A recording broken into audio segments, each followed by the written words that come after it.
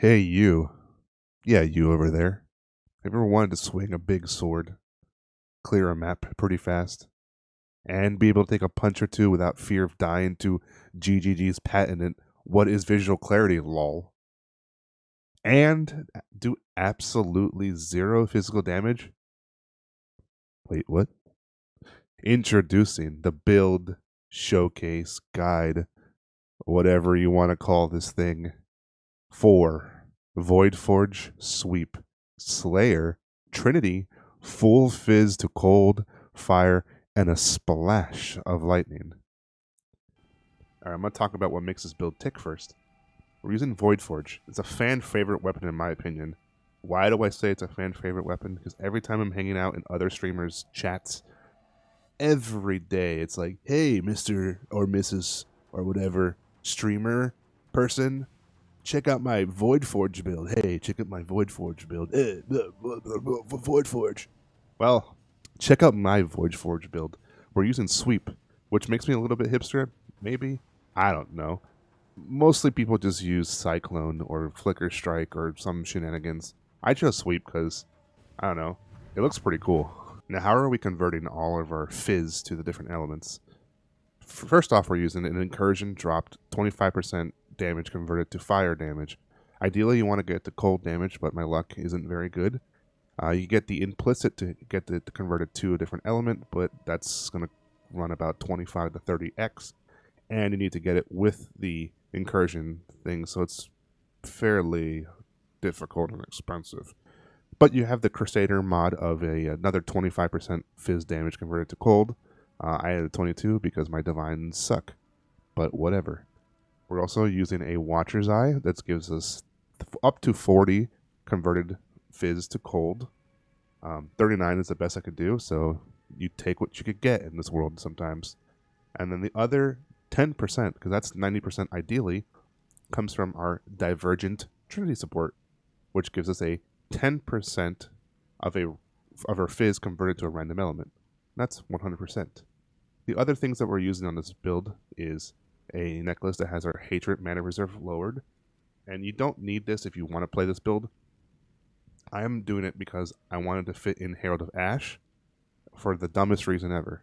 It's because I got my free loot box and I got the Herald effect. Well, I got the Toxic Rain effect and I already had the Shield Charge effect, and I combined them to make the Herald effect, and I really wanted to put in Herald of Ash, sue me, whatever. We move on.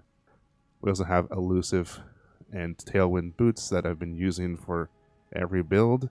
We have a Trigger Assassin's Mark on hit for the rare unique. And then this ring's very important because it has the text there, adds 16 to 56 lightning damage, which that allows Trinity to be procced on one sweep. So the first hit that we hit with Sweep, our Trinity is at max. We're also doing mostly a crit build here. We have about 86 effective crit chance.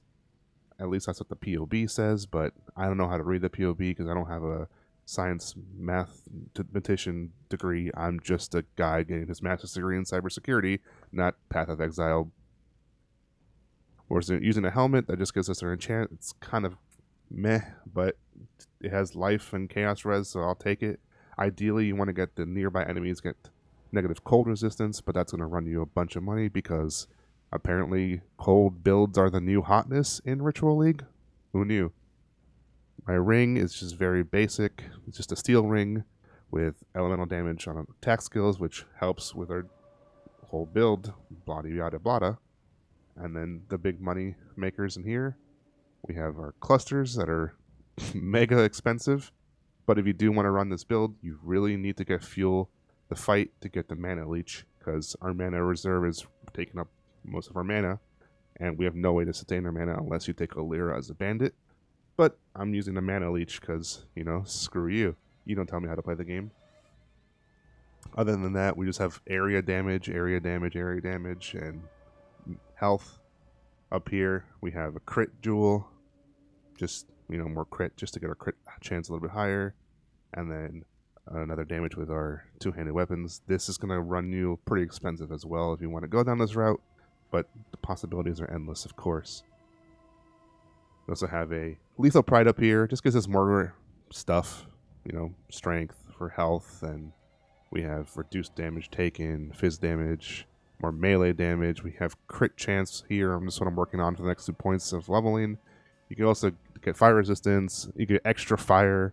Just a lot of things with Lethal Pride. I love the Timeless Jewels. I think it's one of the cooler things in this game. And I think every build I've played so far runs some sort of Timeless Jewel because they're just... the possibilities are endless. Path of Exile. That should be the motto for the game. I tried a build style earlier with Chainbreaker. Didn't like it because our attack speed's so high and we could never sustain rage.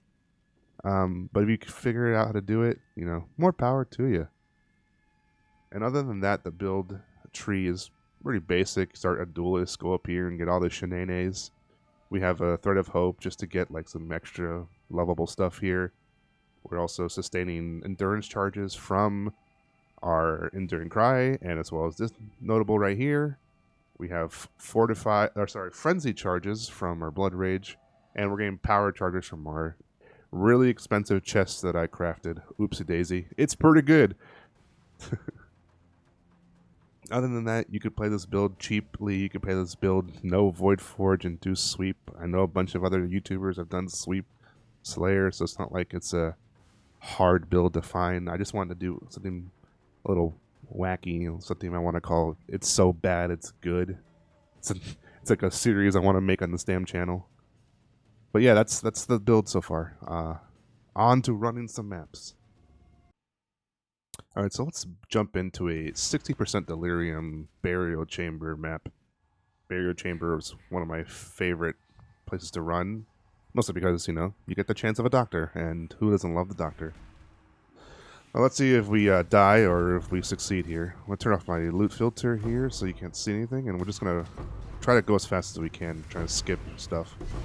Probably going to skip the boss as well, because the boss damage in this build is okay. It could be a lot better, and I'm still working on it, but I'm already kind of started to contextualize. Is that the right word? I don't know. Who cares? My next build. I really want to do a build with the Inquisitor because Battle Mage just seems so cool.